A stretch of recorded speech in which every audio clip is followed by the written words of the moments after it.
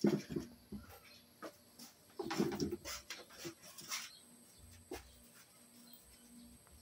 inverter sir, ito po yung nag-harvest ng solar energy namin. Yung charge, tas ito po yung battery na ginagamit namin. Yan po, dito po namin nalalaman yung sa supply ng sa kuryente namin, yung mga gumagana po, mga usage po. Dito rin po. Mga, dito na po.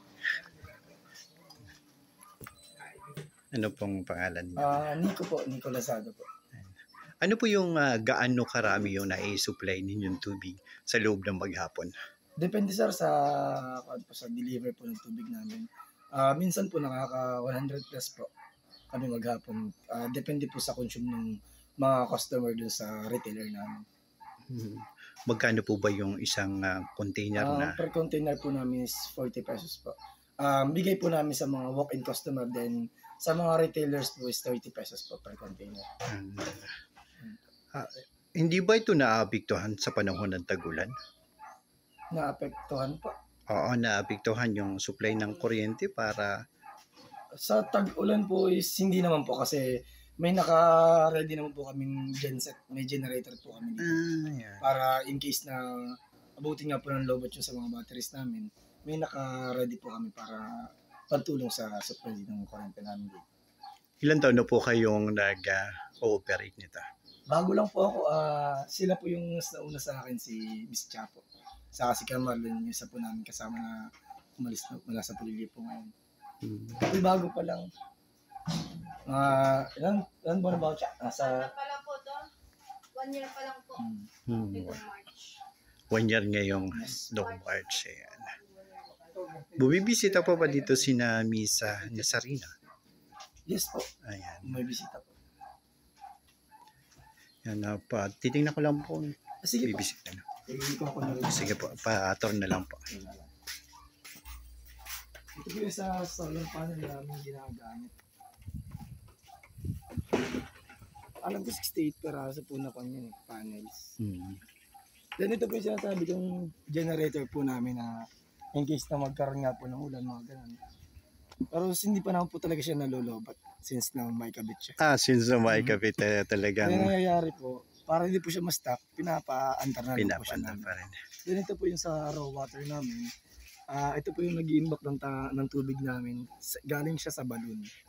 Sa deep well po. Then dito po namin iniipon. After po nun, saka po namin siya ipupurify dito sa aming desal machine. Then ito na po yung finished product namin nasa taas. Yan na po yung nagiging mineral water na pinagkukunan na po ng tubig. Hindi pala sa... Hindi po talaga sa baba. Yes. Hindi talaga totally galing siya sa dagat. Parang gano'n na rin sir kasi yung balon po, abot po talaga siya ng dagat. Ayan. Talagang nasa tabing dagat. Tabing dagat po. Yung kanyang maganda lang yung pagkasalaan talagang mga galing pa yata sa ibang bansa yun. Ito po yung sinasabi kong nagkasala namin yung machine. Ito po yung nagagamit namin. Ito po yung desal machine.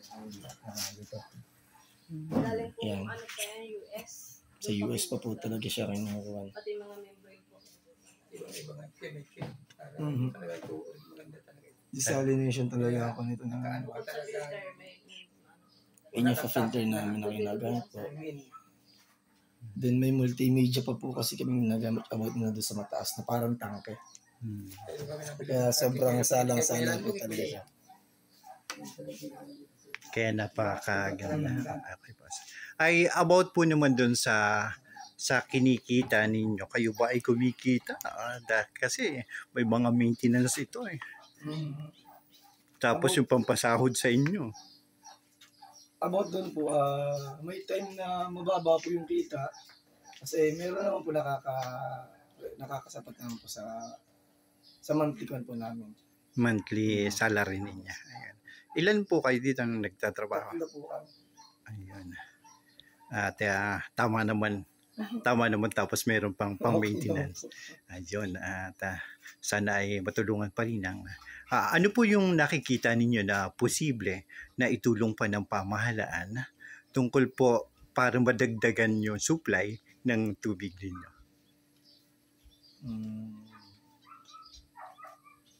Wala po ko hindi about na-release ako na ano. Ito lang kasi yung talagang naging ideya ni na ma'am na magkaroon ng ganito dito para sa tubig po. Para sa tubig. Yun pa lang po. Pero yun nga po about doon sa kung kayo ay maramihang magsusupply ay kaya ninyo or Siguro magdadagdag na lang po kami ng yung sa malalaki po namin tangke? tangke. Tangke Yun na lang. po. Pero yung sa balon ninyo ay So far po hindi po lang po siya naiigat. Hindi pa po na ayan. maganda naman po Pero kung yung maiga naman po, willing naman po sila mag-add po ng another deep well. Yung po ang gawa ng ang inaano nga po nila, pag in case nga po, syempre po sobrang init, hindi naman po natin masasabi yung climate change, yung pag po may time po na nababa yung water level sa deep well, yung po napapag-usapan po namin last time, nung nag-meeting po kami na magdadagdag nga po ng another deep well, tapos nga po, kung kaya po na, kung ano po is, mag-ano pa din po ng another diesel machine po, para po paghandaan nga po yung ano pa, yung init, ganyan. Tapos, yun po ano nila. May mga ano naman po kami, may mga, halimbawa, may mga, anong patawag po? Alternative. Alternative. May mga backup plans pa po kinuha sa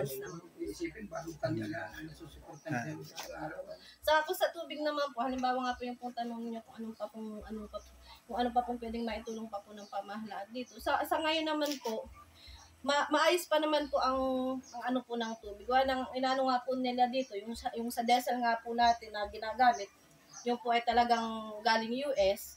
Hindi na po problema dito kahit po maghukay ka po dyan sa malapit po sa tabing dagat. Dahil yung ano naman po dito, parang ginagamit po sa mga barko, ganyan. Desalination. Opo, desalination na kuha sa tubig dagat. Ayos naman po yun, hindi naman po problema dahil malapit naman po tayo sa amin. Unlike po sa mga lungsod na talagang sila po pag naigahan, wala na po silang mapagkukunan. Dito po talaga is unlimited po ang supply ng tubig natin. Yung raw water talagang ano po. Basta kasi ang katulad po ninyo at katulad dito at mas nauna dito ay yung sa Mararizon. Mararizon sa Antique. At ito po ay ito yung project din nila Miss Nazarina. Opo, yun nga po, project mo ni Ma'am Nazarina. Maraming po salamat sa pagpapaunlak at ipinakita ninyo sa amin ang inyong napakagandang maitulong sa inyong barangay. At malaking tulong po talaga ito.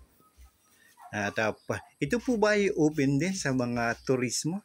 Sa tourist para bisitahin? Opo, andun na naman po sila, open din naman po sila. Kung ang ano nga po nila, lalo nga po yung ngayon nga po sa summer po, mas maano po yung demand po sa tubig. Pwede naman po nilang dito. Mas maganda po kasi kumukuha sila sa pagbablog. Kasi naka-responsial Nung last time po, nag-vlog po siya dito about dito sa kanto. Dito sa kuwanan nito. Okay naman sa po. facility po. Natuwa naman po sino ma'am na at least yung kondo po namin is na-feature na po ipapakilala po sa ibang lugar. Ayan. Kaya okay naman po.